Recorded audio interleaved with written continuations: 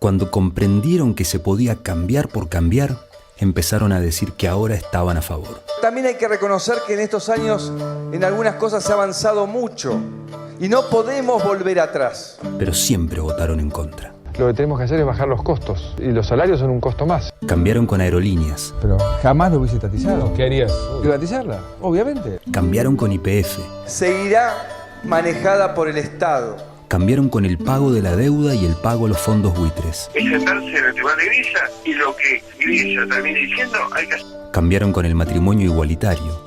Cambiaron con la fertilización asistida. Cambiaron con la asignación universal por hijo. Por eso la asignación universal por hijo es un derecho, no es un regalo. Cambiaron con los planes sociales, pero en realidad lo único que están cambiando es futuro por pasado. Cambiamos futuro por pasado.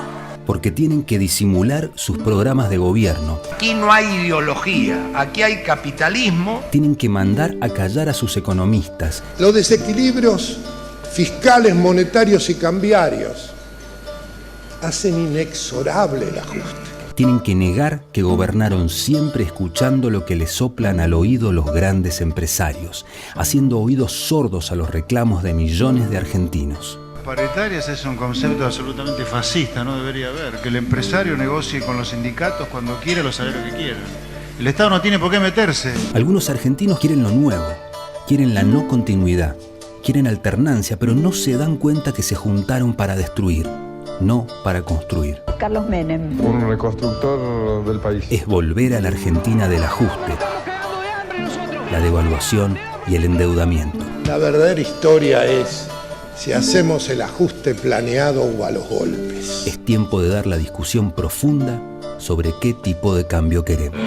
Quiero también un país de reflexión, que cada uno piense por un instante cómo estaba en el año 2003 y cómo está hoy. Es tiempo de crecer.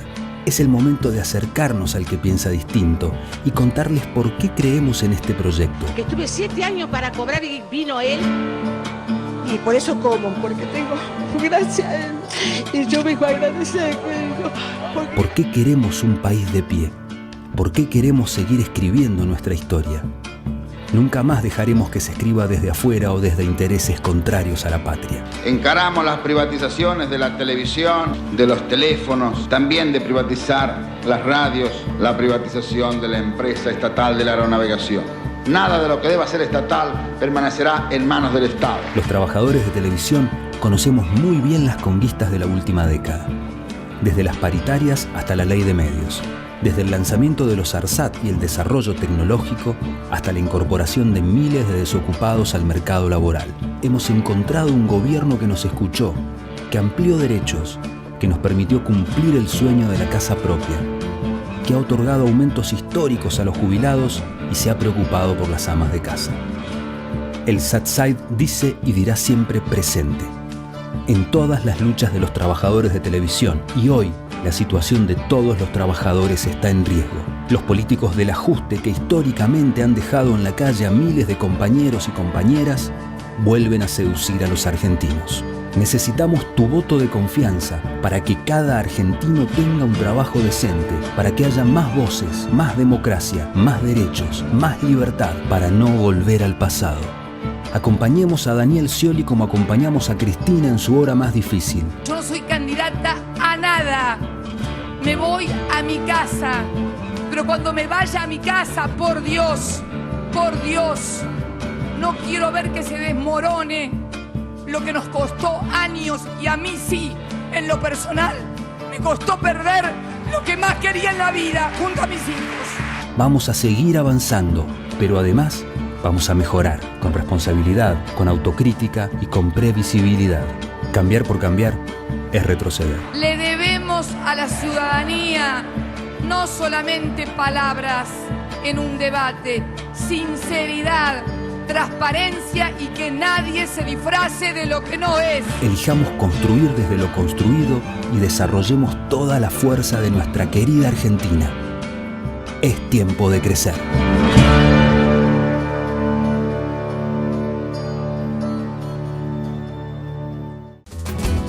Porque quiero para el otro lo que quiero para mí. de poner hombro con hombro en la lucha y el vivir. Yo soy parte del Satsai,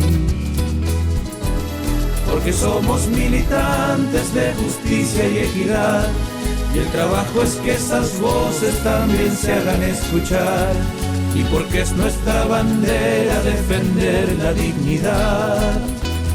Compañeros del Satsai.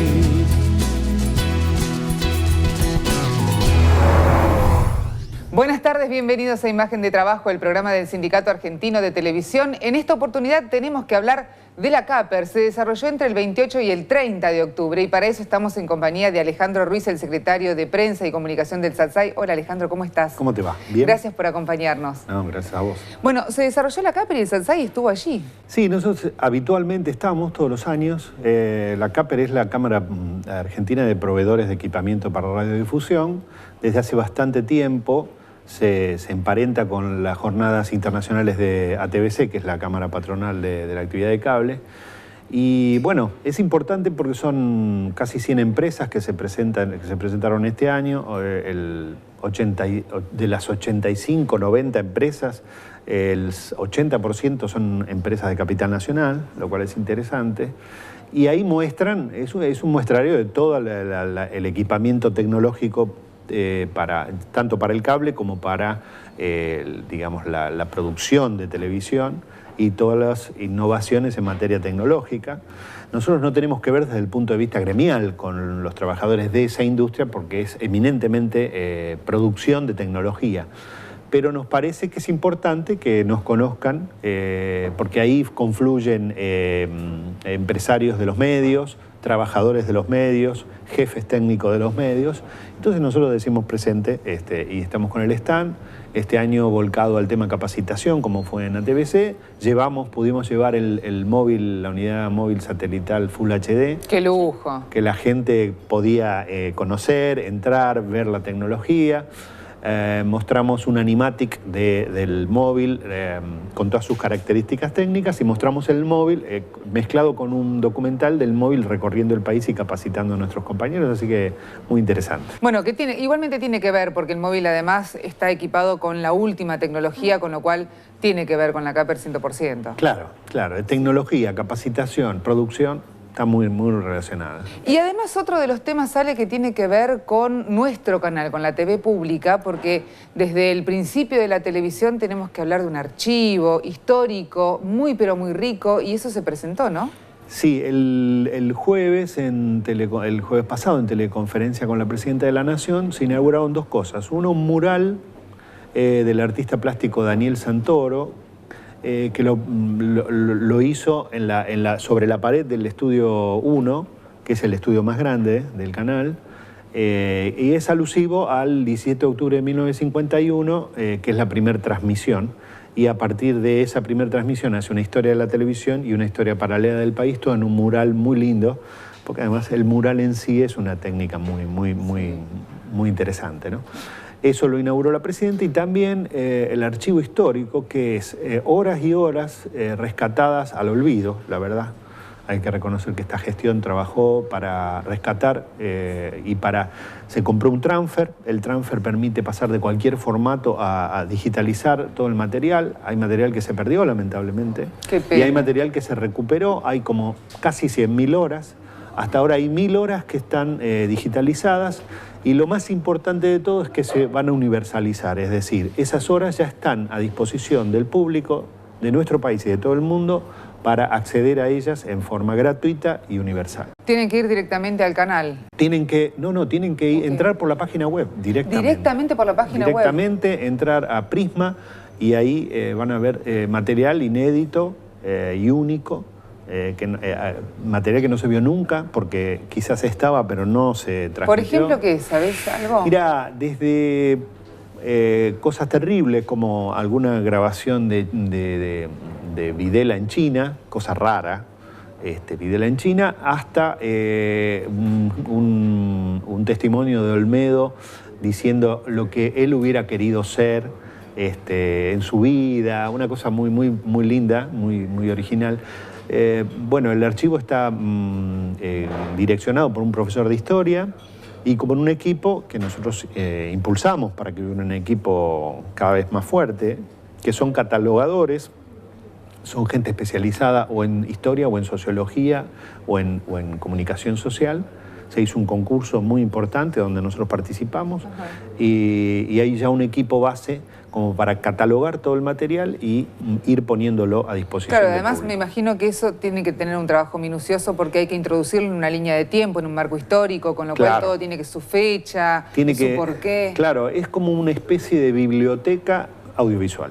Claro, Y es rescatar un patrimonio único de los argentinos que si seguíamos así se iba a perder, porque el material tanto fílmico como el viejo material de video con el tiempo se destruye. No, pero además está buenísimo saber cómo se trabajaba en esa época, ¿no? En los comienzos de la tele. Claro, se trabajaba con 16 milímetros y después vino el cuádruplex, es decir, las primeras transmisiones de video, y después se fue modificando hasta hoy, que es la televisión digital, que es una plaquetita donde se guardan miles y miles de imágenes y de audio y de material, ¿no?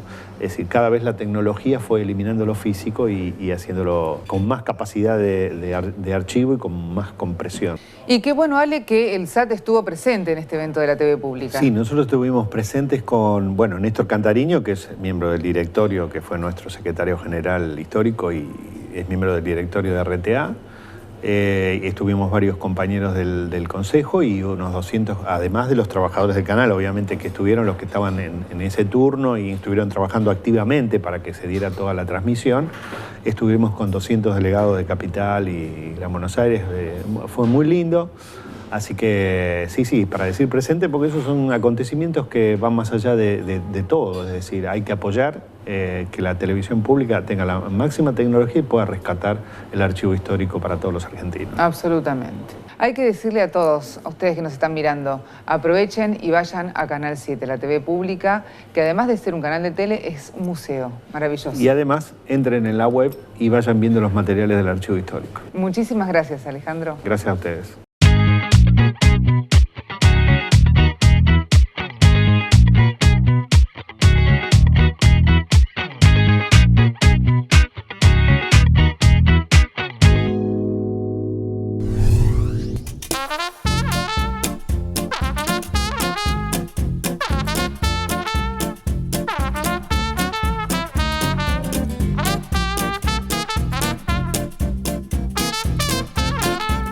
Y en Imagen de Trabajo hoy vamos a recorrer la vida laboral de un productor histórico de la tele y es Héctor González. Gracias, Héctor, por estar con nosotros. Bueno, ¿cómo fue que comenzó tu carrera de productor?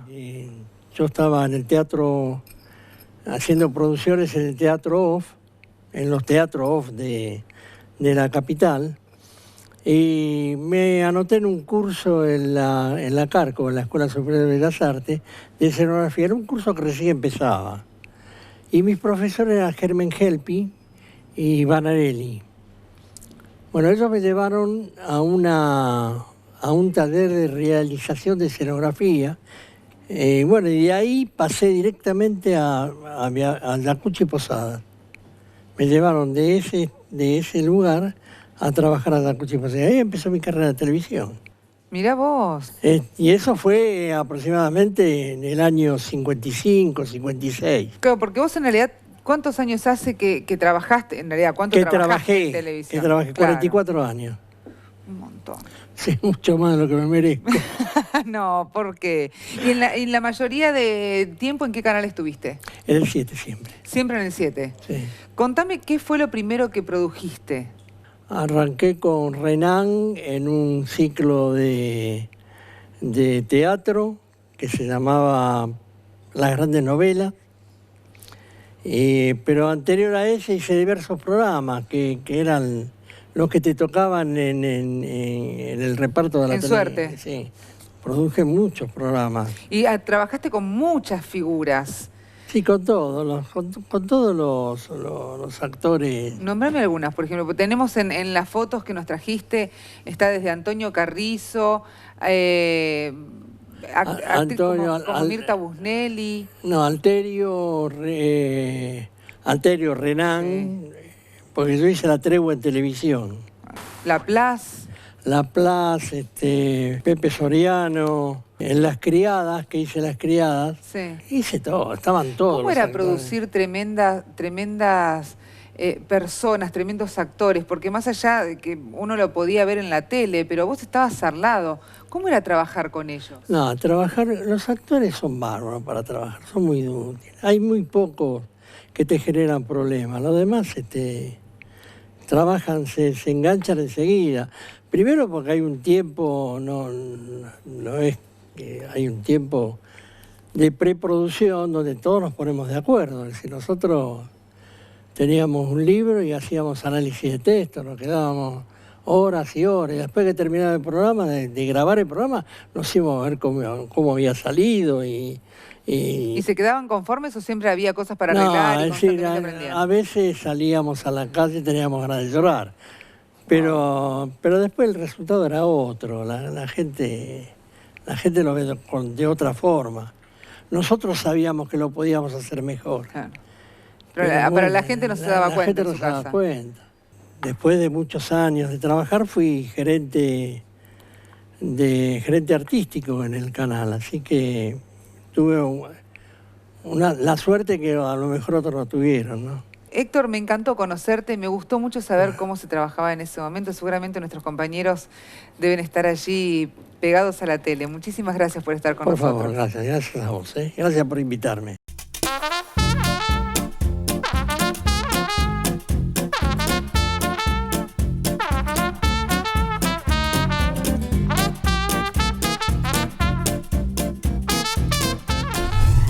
Nos encontramos con Alfredo Alacia, es el secretario general de la seccional Córdoba del SATSA y además el titular de la Secretaría de Seguridad e Higiene del sindicato.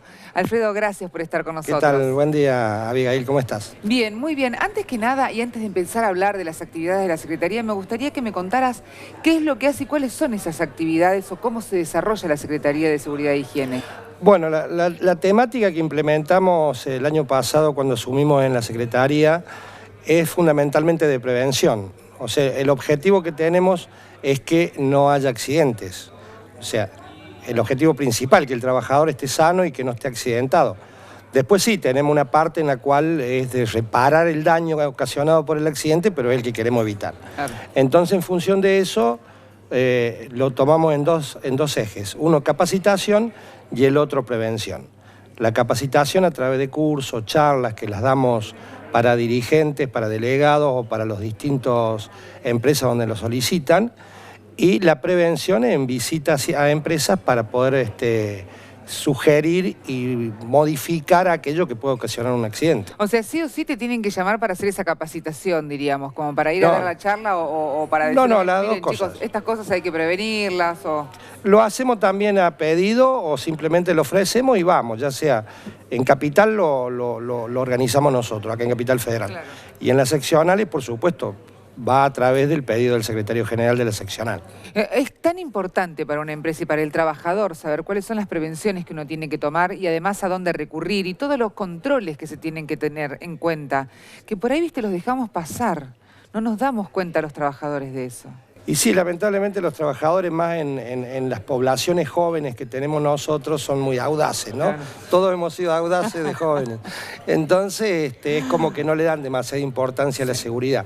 Pero lamentablemente se dan cuenta cuando tuvieron el accidente que inclusive hasta puede ser fatal. Exacto. Puede ser de algo mínimo a algo fatal. Entonces la prevención es muy importante y estar encima tratando de evitar que se produzca. El accidente cero no es que el trabajador se cuide tanto, sino que no haya posibilidad de accidente. Tal cual, tal cual. Bueno, ¿y cuáles fueron las últimas actividades que realizó la Secretaría? Y la actividad permanente que hacemos acá en Buenos Aires es visitar empresas, o sea, 1 o 2 empresas por semana, de ahí se emite actividad. Sí, tenemos una actividad bastante importante. Sí. Hay un grupo importante y muy capacitado que está trabajando. Son? 10 compañeros, más la secretaria Vicky, que le mando saludos, si no se va a enojar conmigo.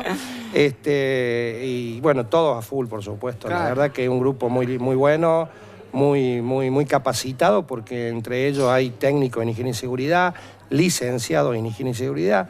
O sea, no hay improvisación, sino que son gente que, por suerte, ha estudiado. Entonces, tenemos la suerte de que una persona que estudió, que es licenciado en higiene y seguridad, a la vez sea compañero nuestro y realiza la actividad, que inclusive algunos de ellos todavía están trabajando en las empresas. Tal cual. Entonces, qué mejor que la capacitación del trabajo en sí y la capacitación de la facultad para transmitirlo a los compañeros. La verdad que en eso me siento orgulloso de estar al frente de esta secretaría. Eso está muy bueno, eso está muy bueno. Pero me contabas que entonces vienen a Buenos Aires, a Capital Federal, realizan la visita a 2 o 3 empresas en la semana. Sí. ¿Cuánto dura una charla, por ejemplo? ¿O una capacitación? No, eso es visita de prevención, de verificar instalaciones para sugerir las modificaciones porque puede haber riesgo de accidente o de seguridad o de higiene también puede ser, ¿no? Sí, obvio.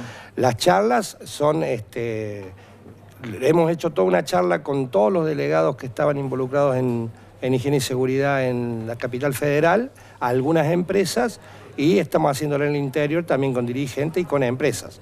Las charlas básicamente son en 2 sentidos. Una, en la legislación, y otra en el procedimiento para actuar después de un accidente. Claro. Y después tenemos charla de RCP, charla de primeros auxilios, de trabajo en altura. Bueno, hay un abanico de capacitación que lo vamos desarrollando de a poco. Las empresas tienen que tener el personal idóneo, más allá del médico que está de planta, que cualquier cosa que vos podés llamar al médico y demás, pero tienen que tener un personal idóneo, llámese el delegado, por ejemplo, que sepa realizar el RCP. En realidad lo que tiene que hacer la empresa, lo que lo obliga a la RT a tener un profesional de higiene y seguridad, ya sea interno o externo. Y a dar distintas charlas que la ART le obliga. Entre ellas puede ser el RCP, necesita horas de charla de capacitación al personal. Que las empresas normalmente cumplen con el requisito, pero no con la voluntad de que el trabajador, el compañero, realmente aprende y realmente se cuide, sino lo hace para cumplir el requisito legal que le pide la ART. Entonces llenan las horas como sea, total es un papel que se presenta. Sí. Nosotros, por supuesto, nuestro objetivo principal no es quedar bien con la ART y cumplir la legislación. Nuestro objetivo principal es que el compañero no se accidente, tenga su prevención, que trabaje con seguridad, con todos sus elementos. Por eso nuestra temática es distinta a la que dan las empresas o la ART. Alfredo, muchísimas gracias. Bueno, gracias a vos, Abigail.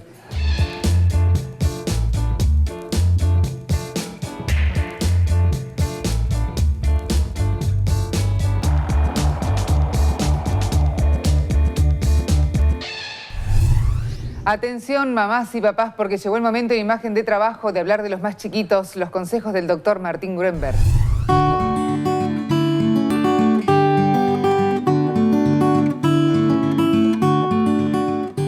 Ya hemos hablado del asma, hemos hablado de la bronquiolitis, del broncoespasmo. En todas estas enfermedades el tratamiento más efectivo se hace a través de una aerocámara. Entonces yo quiero explicarles para qué sirve la aerocámara. La aerocámara sirve para poder medicar con medicamentos que vayan directamente al pulmón. Al funcionar directamente en el pulmón evitamos el pasaje por el resto del cuerpo y que hagan efectos adversos en el resto del cuerpo. Antiguamente se usaba el nebulizador. El nebulizador sigue siendo muy efectivo, pero como lleva mucho tiempo y a veces los chicos se cansan y se ponen a llorar y no les gusta, no reciben toda la medicación. Existe una manera adecuada y una manera inadecuada de usar la aerocámara. Si uno lee las instrucciones de la aerocámara va a ver que dice que hay que sostenerla de frente al paciente. Si es un paciente chiquito que no está acostumbrado, se va a mover y entonces la aerocámara se va a abrir y la medicación se va a perder.